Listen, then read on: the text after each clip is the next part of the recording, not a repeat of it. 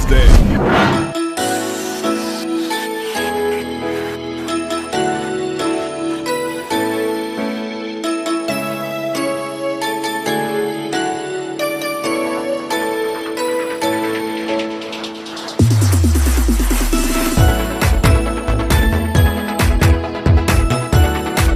మా గౌరవనీయులు శ్రీ పెందుర్తి వెంకటేష్ గారు, మా రాజకీయ గురువు గారు పుట్టినరోజు సందర్భంగా ఆయనకి జన్మదిన శుభాకాంక్షలు తెలియజేసుకుంటున్నాను. ఆయన ఆయురారోగ్యాలతో అష్టైశ్వర్యాలతో తొలతూగుతూ రాబోయే రోజుల్లో నా ఆయుష్ను కూడా పోసుకొని ఇంకా హుందాగా రాజకీయం చేయాలని మనస్ఫూర్తిగా కోరుకుంటున్నాను.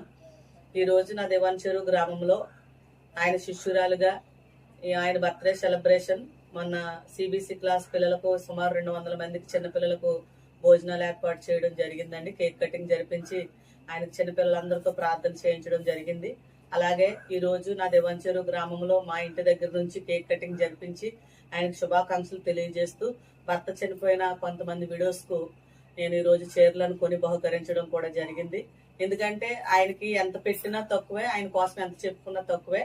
అలాంటి నాయకత్వం చేసిన ఘనత ఏకైకంగా పెందుర్తి వెంకటేష్ గారికి దొక్కుతుంది. ఈ రోజు నేను ఈ స్థాయిలో ఉన్నానంటే మా గౌరవనీయులు శ్రీ పెందుర్తి వెంకటేష్ గారి ఆశీస్సులే.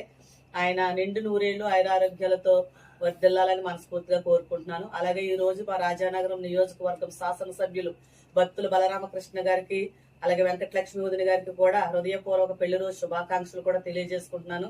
వారి దాంపత్య జీవితం నిండు నూరేళ్లు నిండుగా సాగాలని, రాజానగరం నియోజకవర్గంలో ప్రతి పేదవారిని గుర్తిస్తూ ఒక ఎమ్మెల్యేగా ఆయన చేస్తున్న రాజకీయాన్ని వెన్ను చెప్పుకుంటూ చాటి చెప్పుకుంటూ ఇంకా హుందాగా రాజకీయం చేయాలని, పేదవారిని గుర్తించి మంచిగా రాజకీయంలో వెళ్లాలని మనస్ఫూర్తిగా కోరుకుంటున్నాను.